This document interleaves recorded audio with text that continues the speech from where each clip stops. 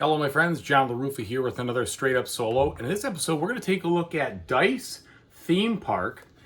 I'm going to show it to you from a solo perspective. I'm going to explain to you a full round of play. You'll see it in action, and then you'll be able to tell, based on what you see and my thoughts, is this a game that you'd like to purchase from a solo perspective, or do you want to skip it? Let's go ahead and take a look. Hey, folks, and as usual, please like and subscribe to my YouTube channel because I'm really trying to grow my fan base, and I need your help doing it. So this is the last round of this game here, and showing you that because I wanted you to kind of see kind of the game as it unfolds in the fifth round, where you see kind of the maximum combos, so to speak, and all this other stuff that you get with this game. Now, you start the game with a deck of 12 cards, okay? And usually in the multiplayer, you have 6 cards and you do a pass back and forth with cards. Here, you just start with 2 decks of 6 for 12. Each of these decks, or each of these cards, they're duplicates, of course. They will have a special ability on them that you can use one time in a specific phase.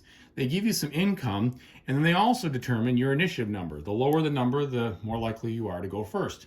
The solo component is extremely simple in this game. You literally flip over a card over here from the initiative deck, remove things from the available market if the initiative number is lower or equal to you. If not, it has no effect. You just take your turn. You play the whole thing out. This game itself is pretty much multiplayer solitaire, I believe, with the exception of some interactive goals when you're playing multiplayer. But here in solo, there's a specific set of goals for you to have to achieve. And the way the game works is it's a beat your own score. On standard difficulty, you have to beat 160. Okay, it's not beat your own score, but it's beat the condition, 160. Now, for each goal that you don't complete, it adds to that. So in this previous round, I did not complete this goal. So that means that I now have to get 170 plus whatever it says up there. So 173 is where I have to be. And considering that I am coming in at about 78, I don't think it's going to happen this time. But it is what it is. I need more experience with the game. The other thing is, at the beginning of the game, you're going to get one of these administrator cards, which is kind of like a all-time ability throughout the whole game. The other thing you have access to, obviously, you're going to be building up your park. You have some map tokens that help you move guests around. Guests are represented by dice. Their level of enthusiasm, so to speak, is represented by the numbers on there. And each of these tiles is activated by a specific type of die, or a specific number, or a specific condition, or a range of numbers. And I'll show you that as we go. Okay, so let's just jump right into it, and you can see what's going to happen here. So I've got a choice of which cards I want to take. This one lets me activate a ride one more time, which might be nice at the end of the game. This one lets me buy a mascot for cheaper, and I don't think I'm going to be able to doing that. I think I want to do this one, though, because it lets me move a person without having a map. And I think I'm going to want to have maximum flexibility. So I'm going to play these 2 cards right here. Those will be the ones that I use this round. It gives me an initiative of 9. I flip over my card here. Lo and behold, it's a 3. So the solo mode is going to remove everything in red. That means that the Gravitron will not be available for me to purchase. I will not be able to get this side of attendees, park goers, whatever you want to say, people, tourists. And then I won't be able to get this card right here, the water fight in yellow. So with that being said, I now play my turn. The first thing we do, and it gives you this nice, handy dandy player reference here. The first thing we're going to do, I already played the staff cards. I determine turn order. Then I gain the income. So my income is 4 plus 3 is 7 plus 1 is 8 plus 2 is 10. So I get $10 right off the bat to spend this round. And then I move into the next phase, which is called the welcome phase. I'm going to pick one of these sets of people on the monorail and bring them into my park. Now, based on the situation over here and what I've got going on, I'm probably going to pick this one because it has higher level pips, and that'll give me a little bit longer out here. But if I needed more blue dice, then maybe I could have gone that way with that. As it is, I think we're going to do this because I need at least one decent level green to be able to use those. All right, so I welcome them in. Now, we go right on to the expand phase, where I can buy one of these 2 available rides or attractions or whatever. and that will allow me to use it and score points. Now, if I buy it and I have these amenities that are equal to something that I already have, there is a special condition. In this case, it lets me set one die to any value, which is good because I have some weak dice here. So I'm actually going to buy this one, the Lightning Strike. It costs me 7.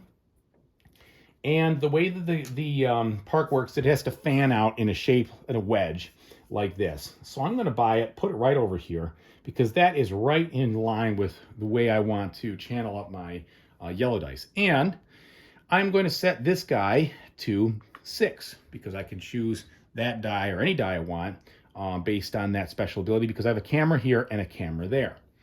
So now I'm going to look at, well, I'm sorry, pardon me. So that's the end of expand. I could also buy a mascot. Now a mascot is worth $5, and it would help me. In this case, this is actually really good because it could help my yellow dice go up or down by 2. And because I want these dice to last as long as possible, trying to get them over here, I am going to buy this for 5. So I could have saved money had I played the mascot card, but you know, it is what it is. So I buy a new mascot, and now I have him to use. And then we are done with the expand phase. So now I can go ahead and I can buy a map for 3, but I don't think I want to do that. I think instead what I want to do is I want to buy some upgrades. Now I have the administrator, lets me install upgrades for 1 less, which is nice. And so I'm going to install an upgrade here, which allows me to use this twice. Normally tiles would only be able to be used once. Oh, but shame on me. I already spent all of the I'm going to use them twice tiles because there's only 3 of each upgrade. And I've already used my construction guy, so I don't have any left to do that. So it's a little bit of constraint there, but I will put this in here and help me make some money. It doesn't really make sense though, because I'm only going to be using that and I'd actually lose money in the transaction. So as it was, I guess I'm not going to be doing any upgrades. As you can tell, I'm a little inexperienced with the game so far, so take that for what it's worth.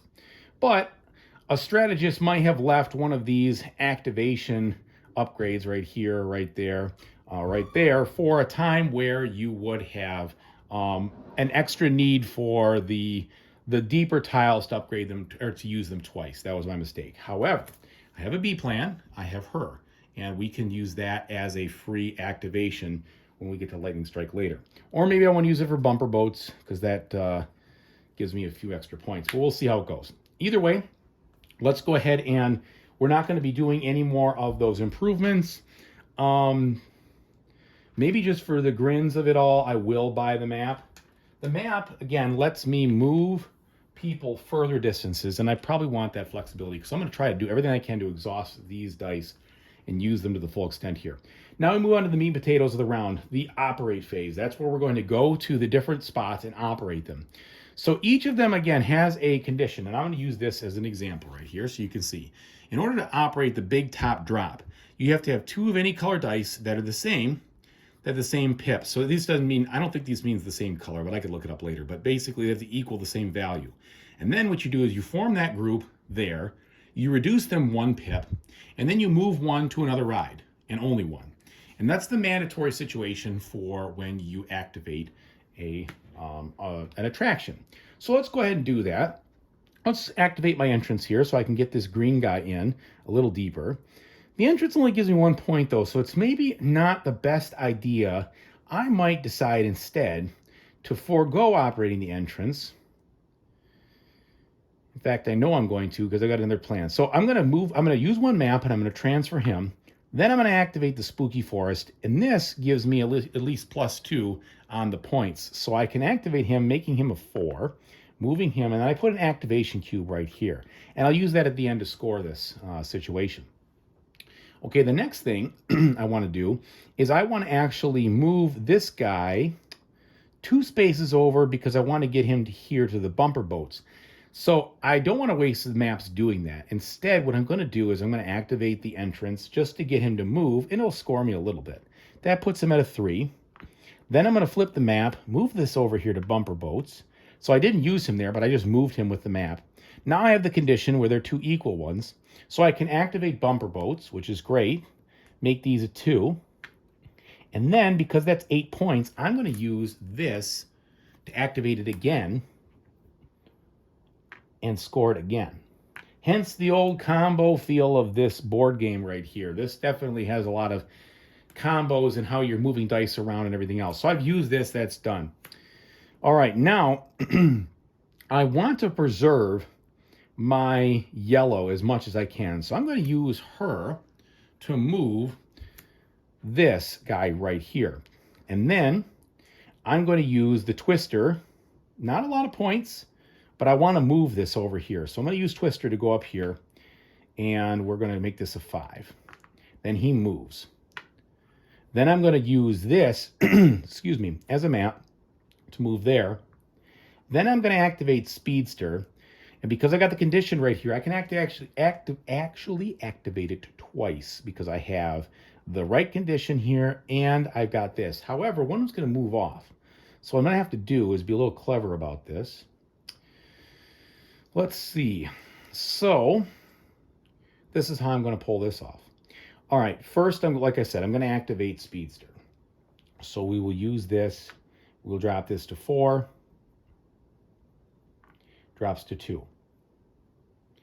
I'm going to move him. Then I'm actually going to,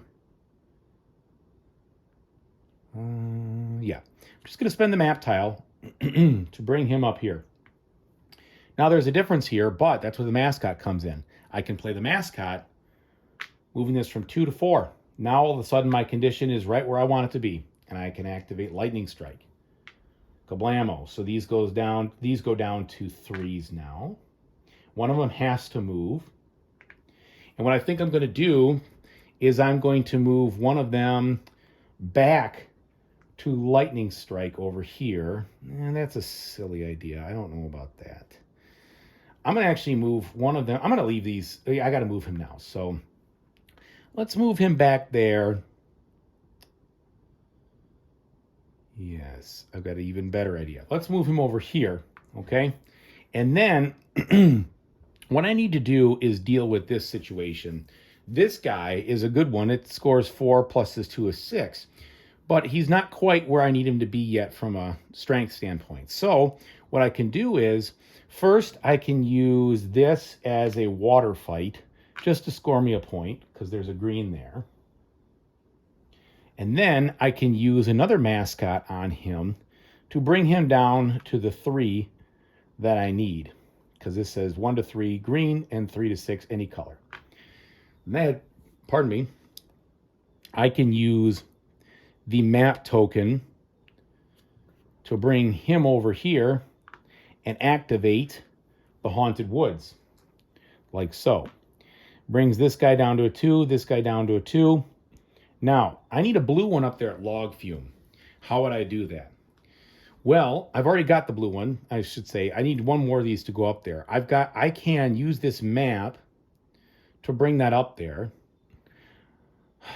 But what I'd actually like to do is activate this again. So I'm going to use another one of these guys to plus up this, because a mascot can always do plus or minus 1. So now we're back in the condition of one of those, but that doesn't do me what I need. That doesn't do me any good. Doesn't get me where I need to be. So let me back that up just a second. And I am doing this real time, so I might not be making the best of moves. But I have an idea. Watch this. This mascot allows me to suck dice in to the spot up into the center, up 2. In this case, I sucked him in. Then I can move my map over here, bring him in. He can be my 3. He can be my 2. And I can activate it again. I thought I had something on there. I don't know what I was looking at this whole time. But I clearly do not have a way to activate that twice. That's the Haunted Forest. Sorry for all that. I guess I was daydreaming or something. So that's not going to happen. But I did bring him in there. And that's all just not for anything. So I think you get the idea. Obviously, I'm making some big mistakes here. But let me back this up really quickly so I can at least finish the turn. So this guy will come back to where he was. There will be no map space. I have that here. I'll use the map space to move this right here. And that will let me at least use the Sweet Treat. I can drop this from a 2 to a 1 and a 3 to a 2. And then this guy moves, and then I can activate the Log Fume and kind of resurrect that that messy turn there. And then this guy will be, he leaves the park, he's exhausted, it's too much. And I think from that standpoint, I've really used everything I could. So you can see just how much stuff is going on in this operation phase. There's a lot of different stuff, but that's the meat and potatoes of the game of how you're trying to do it. Now let's score this so that you can see what happens. So I look at every cube and then I score what I'm going to do. So based on points and money. So the first thing I'm going to do is score the points. So this is 1 point there, 2, 3. That's twice, so that would be 19. Then this is again, it's 23, 25, 28, 35, and 38.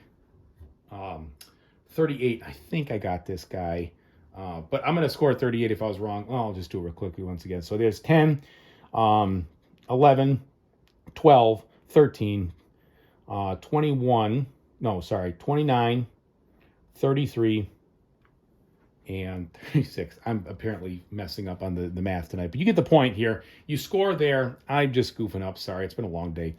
And then basically what you do is you add that here, and then you complete your turn by doing a reset phase where you evaluate the objective. In this case, my objective is that I had to have 4 different amenities in my park, and I do have that. So I can flip this down. It does not add to my extra score.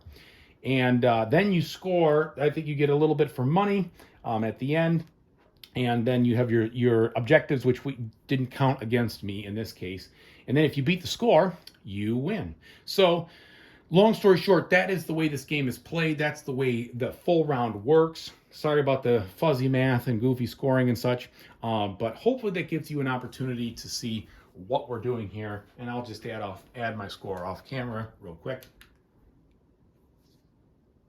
Yeah, and it's 38. So that would put me over here from 79, 89, 99, 109, and so 117, which is considerably off from the 160. So then there's some other scoring things, like I said, at the very end. I think for a little bit for money and such, but you get the gist of it. So let me go ahead and give you my final thoughts on what I think about this game. Okay, and so that will hopefully give you a good feel for what Dice Theme Park is about solo. So my perspective and thoughts on the game are that it's a nice middle to middle light combo of a game. And I say combo because it's all about those little combos. You saw it. It's about moving things around, trying to maximize the way you have to do things. The planning steps of, okay, if I move this dice here, it could go there, then there, and then there. And that provides a nice, fun little puzzle. Unique from anything that I really have in my collection, which is nice. I always like to fill these gaps. Sometimes I didn't know I had a gap. I think it is, having played Dice Hospital and played this one is a step up in, I'd say, satisfaction for me from a Dice Hospital. Dice Hospital was just a little bit too light. I didn't find it as compelling as I do this one. So I like this one. It's very easy to solo, which is fantastic. I didn't play Dice Hospital solo. I actually played it with a multiplayer game, so I can't really comment on that, but this is very easy. As you see, you flip it over, either denies you those conditions or not. The goals are specific to you, so it really is a game that's almost all multiplayer solitaire anyway. This just helps allow you to do that with losing very little. I appreciate it. I don't think that there's so the other thing is I don't have any of the add-ons. I would like to see what the add-ons are like, and kind of, now that I've played the game, decide, is that something that is good, or is it something that's just going to add some bloat? Because sometimes add-ons just add bloat.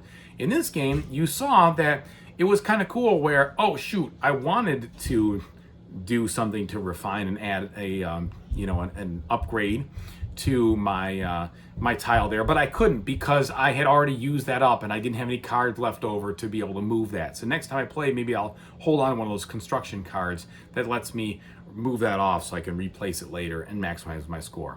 I had a B plan with that other card, but it would have been really nice to activate that a third time.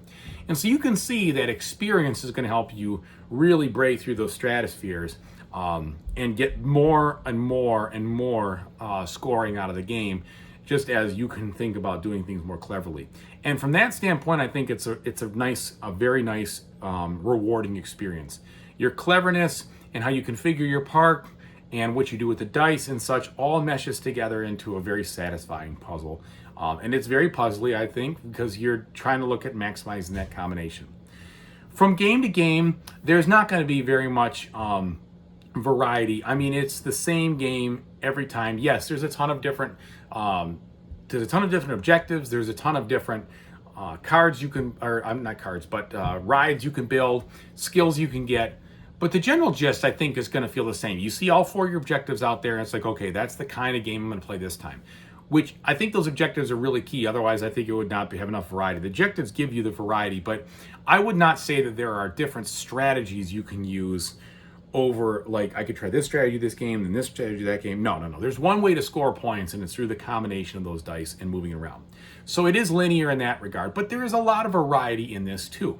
So just take that into account. If you want to be able to try wildly different strategies, this game is not going to be it for you. If you like the puzzly aspect of trying to solve things and trying to, make those goals happen in a sequential order, because you have to do them that round or you can't do them at all. And that definitely, compels you to some heavier thinking about how to do what I want to do when I need to do it, which is cool.